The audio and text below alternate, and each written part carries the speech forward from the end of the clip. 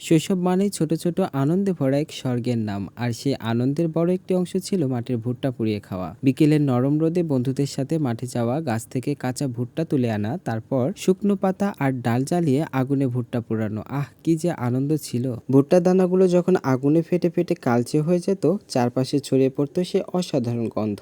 মনে হতো পৃথিবীর সবচেয়ে সুস্বাদু খাবার এটাই। হাতে একটু লবণ আর মরিচ মেখে গরম গরম ভুট্টায় কামড় দিতে মুখে ছড়িয়ে পড়তো এক অন্যরকম সুখ। না ছিল কোনো দামি খাবার, না ছিল কোনো বিলাসিতা, তবুও সে পোড়া ভুট্টার স্বাদ আজকের হাজারো খাবারের চেয়েও বেশি প্রিয়। আজ সময় বদলেছে, জীবন বদলেছে, কিন্তু সেই শৈশবের পোড়া ভুট্টার গন্ধ এখনো মনে করিয়ে দেয় সুখ আসলে খুব ছোট ছোট মুহূর্তের মধ্যেই লুকিয়ে থাকে। শৈশব চলে যায়, কিন্তু স্মৃতিগুলো থেকে যায় আজীবন, ঠিক ভুট্টা পুড়িয়ে খাওয়ার সেই মধুর বিকেলের মতো। শৈশব একটি শব্দ যার ভেতর লুকিয়ে আছে হাজারো স্মৃতি, হাজারো ছোট ছোট সুখের মুহূর্ত। আর সেই স্মৃতির পাতায় এক বিশেষ জায়গা জুড়ে আছে ভুট্টা পুড়িয়ে খাওয়ার বিকেলগুলো। গ্রামের মাঠে যখন ভুট্টার মৌসুম আসতো, চারিদিকে সবুজ গাছের ফাঁকে ফাঁকে ঝুলে থাকতো সোনালী ভুট্টা। আমরা বন্ধুরা দল বেঁধে ছুটে যেতাম সেই ভুট্টা খেতে। মনে থাকতো শুধু একটাই চিন্তা, আজ ভুট্টা পুড়িয়ে খেতে হবে। গাছ থেকে ভুট্টা ছিঁড়ে আনা, শুকনো পাতা আর ডালপালা জড়ো করা, তারপর আগুন জ্বালিয়ে ধীরে ধীরে ভুট্টা পোড়ানো। এই ছোট্ট কাজগুলো ছিল অদ্ভুত এক আনন্দ। আজ আমরা বড় হয়ে গেছি, জীবন অনেক ব্যস্ত হয়ে গেছে, কিন্তু যখনই কোথাও পোড়া ভুট্টার গন্ধ পাই, মনে হয় সময় যেন হঠাৎ পিছিয়ে গেছে, ফিরে গেছে সেই সোনালী শৈশবে। সত্যি বলতে,